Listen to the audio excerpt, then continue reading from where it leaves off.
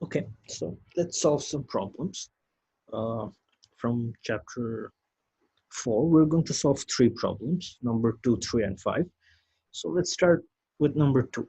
So what we have is that the total nominal income in the economy is 50,000 billion. Let's say 50 trillion pounds, and the money demand is given. So let's write that down first. So what we have is money demand is equal to y 0.2 minus 0.8i.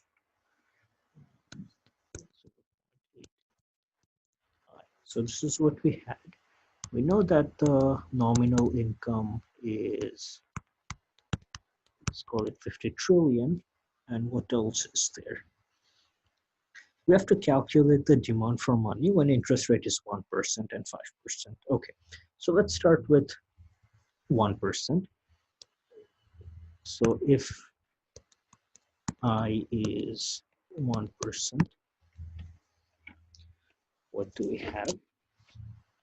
So money demand is equal to, let's put down the nominal income, 50 trillion times 0.2 minus 0.8 times income, which is interest, which is 1%, so 0.01.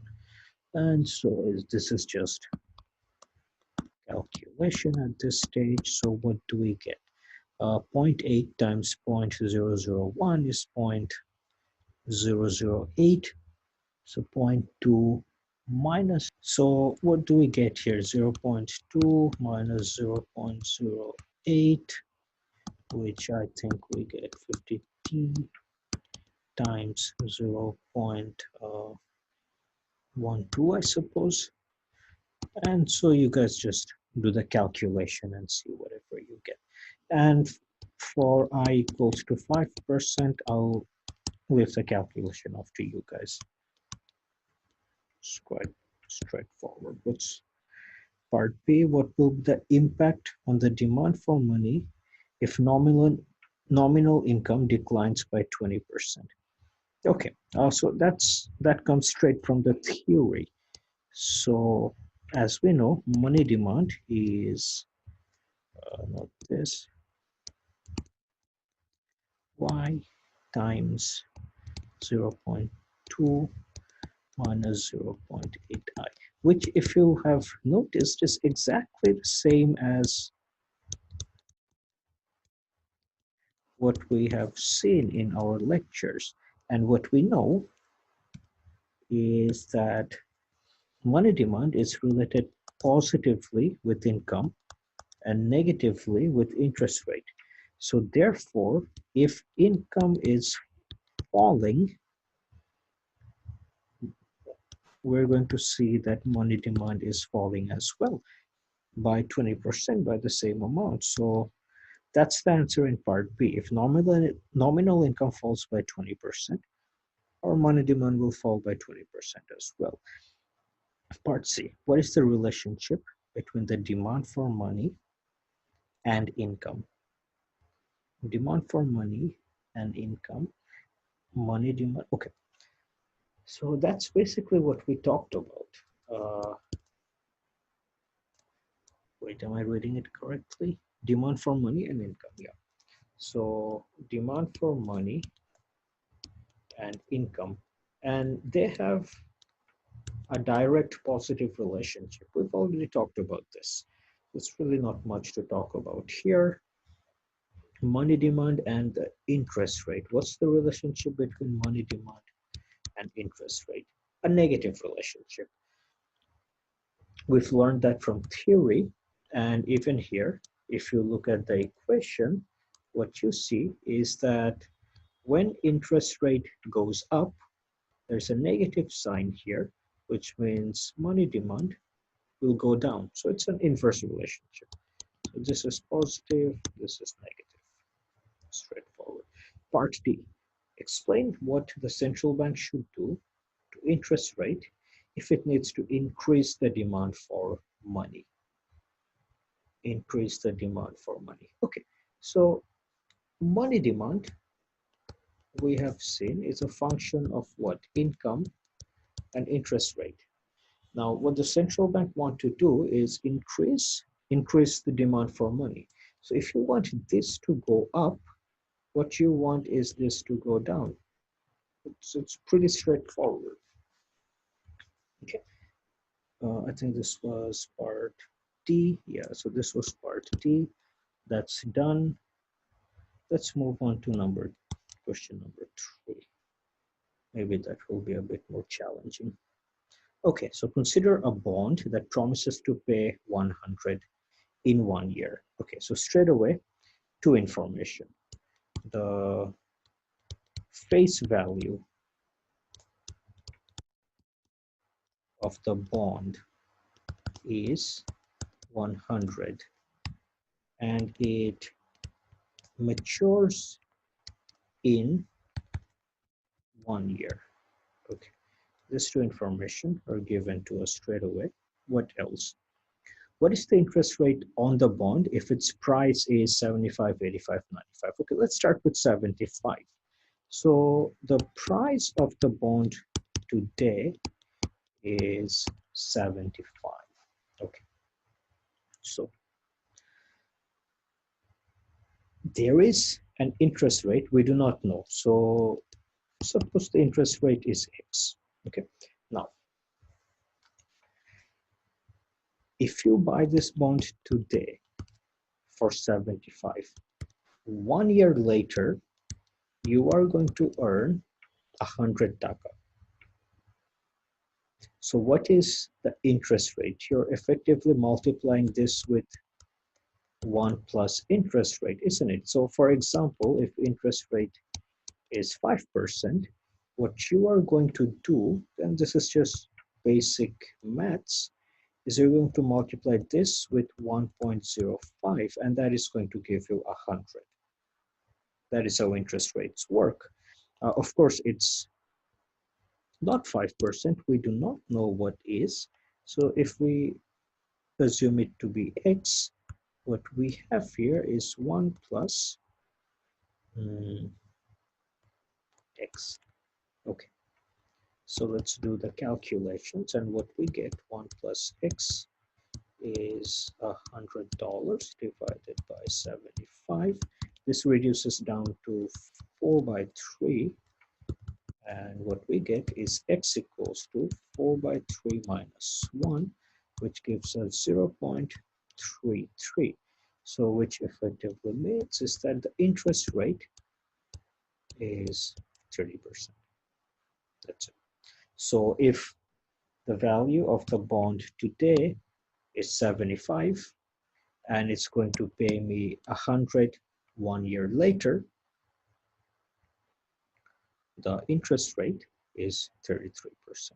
I think, hold on, I think there is another way of calculating this. So I'm going to show that as well in case it helps someone. So we're buying this for 75 and the value is 100. So if you buy this for 75 and in 1 year's time you get 100 back, how much do you earn from this? You earn 25, right? So if that's for an investment of 75, you're going to earn 25. That gives you 0.33, which is effectively 33%. So, same thing, whichever method is easier, you just follow that. The second one was, what if price is 85? So, okay, so before doing the calculation, try to think, if price is going up, will interest go up or go down? If something is becoming more expensive, is the interest on it going up or going down? Interest rate should be going down. This is why. So price now is $85. Okay, and the value has not changed. It's 100. So what we know is that I buy this for 85 today. I multiply it with the interest rate, and that gives me 100. Okay. So let's see how much that gives me. What I have is 100 divided by 85 minus 1. And I wonder how much that is. I don't have a calculator with me. So 20 by 17 minus 1, 17, 3 by 17, which will be, well, however much it is. You guys do the calculations, and this is however much that is. And so the next is if the price is 95. So B is 95. If B is 100, I have to find I. So I'm going to leave this for you guys to do as practice. And I'll just move on to the next problem we're doing. And let's do something more difficult. Let's do number 8. Okay. Let's read the question. So we have a scenario where the public holds no currency. So all demand for money is for checkable accounts.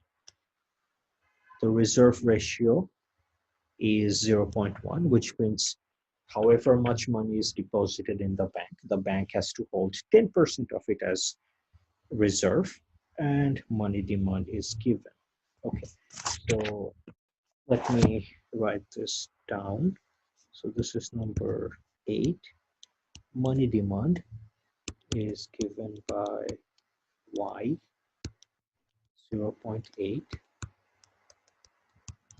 minus 4i. Okay, so the first thing is, what is the demand for central bank? Oh, wait, we have more information. Monetary base is 100 billion and nominal income is 5 trillion. Okay, let's write those down as well.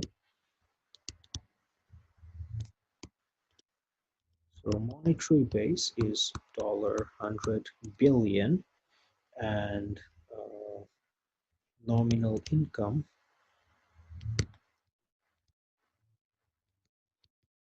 is 5 trillion. I'll just write T. All right. So question number 1, what is the demand for central bank money?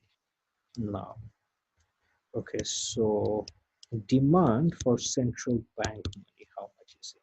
Now notice that central bank money is divided into two parts. One is the currency held by the people and the reserve held by the banks. We've talked about this. Currency held by the people plus reserve held by banks. Now the question has already told us that the public hold no currency. If the public hold no currency, all their money is in banks. And if all the money is in banks, then the demand for central bank currency is simply the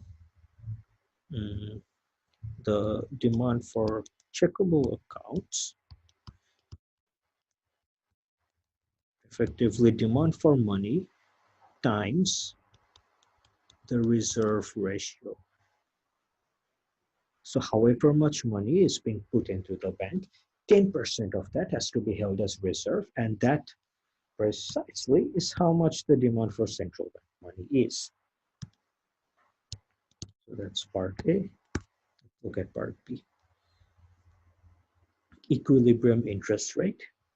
By setting the demand for central bank money equal to supply of central bank money. Okay, demand for central bank money is equal to the supply for central bank money. Okay. Okay, so this was the equation for demand for central bank money, but we haven't been able to calculate how much it will be because we do not know I. We know Y, but we do not know I. So we don't know how much demand for central bank money is, but we do know the supply for central bank money. This is the supply for central bank money, 100 billion. And the question saying that we just set them equal by setting the demand for CB equal to supply of CB. Okay. So if we do that, then demand for, I'll use green. So demand for central bank money is 100 billion. This is equal to 0.1 times nominal income we know is 5 trillion, 0.8 minus 4i. And now we can do this calculation. So this 2 is 500 billion.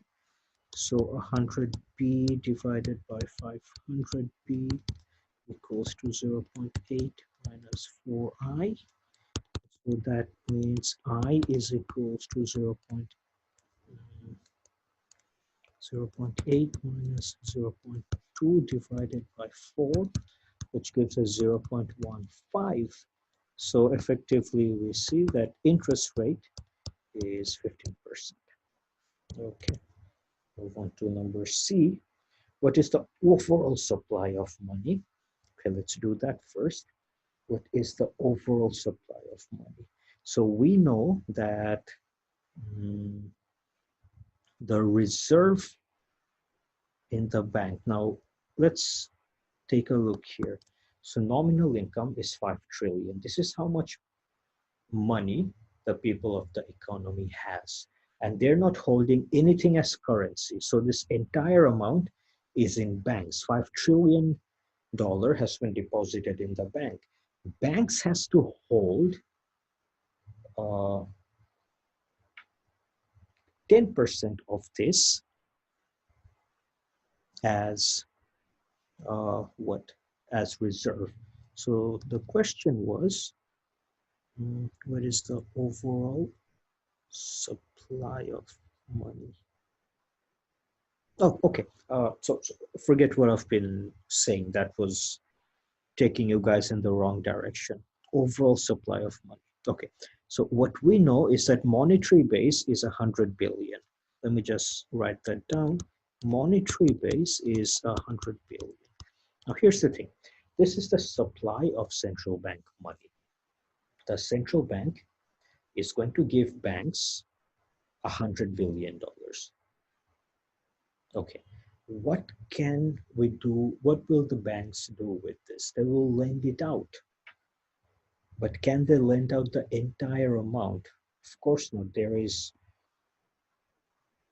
a reserve ratio of 0.1. So there is 100 billion money supply. The bank has to give 10% of this in their vault, and then they're going to lend out the other 90%. So that's 90 billion. When they lend out this 90 billion to people, are these people going to hold this as cash? No, there is no demand for currency. So people are going to take this loan from the bank and put it in their deposit account. Banks are going to take this 90 billion. What are they going to do? They're going to have to keep 10% of this 90,000 as reserve and lend out once again 90% of 90,000, that is 81 billion, to other people. And these people, once again, they have 81 billion. What are they going to do with this 81 billion? They don't want to hold it as cash. So they will put it right back in the banks. The banks now has another deposit of 81,000, and they're going to have to keep 10% of this with themselves. That means they can lend out 90%, which is how much? 72.1 billion, and so on and so on.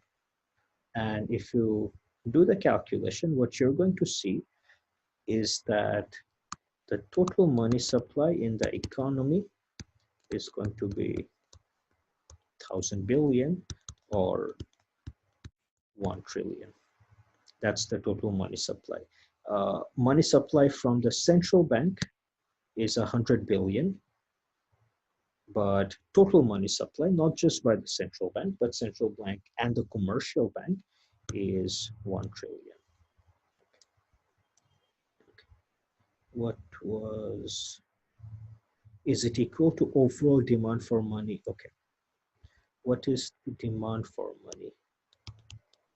Let's calculate that as well. Money demand is equal to 5 trillion times 0.8 minus 4 times 0.15, which gives you, if you see, 1,000 billion or 1T. So what we see is that money supply and money demand are equal.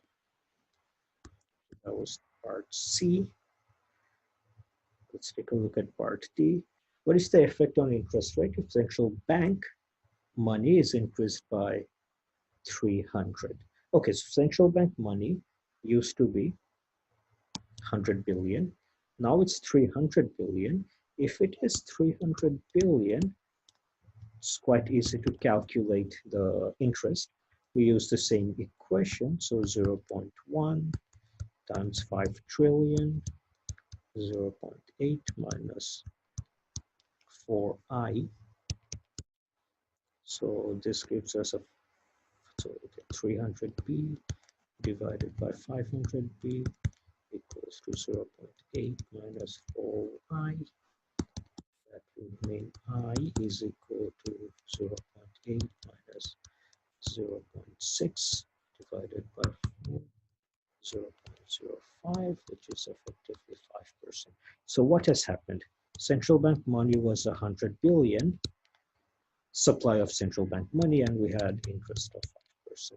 Now central bank has increased the money supply to 300 billion, and as we've seen already, when money supply increase, interest rates falls, and that is what's happened. And that's it. That's part D. So that's all the problem I'm going to do from this chapter. So what did we do? We did, I think, 2, 3, and 8. Okay. So I've already talked about the assignment that is due on the 8th lecture.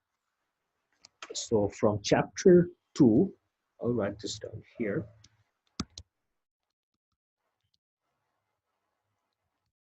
Assignment 2. So from chapter 2, you guys will have to do number 1, 4, 5, 9, and 10. So remember, okay, sorry, I was saying chapter 2, actually chapter 4. So from chapter 3, remember this was the assignment 1, 6, 8, 9, and 10. And from chapter 4, this is what is due, 1, 4, 5, and 9. And as a, this is due on lecture 8. There's going to be one more assignment from chapter 5, and 3 of this will have to be submitted with on lecture 8.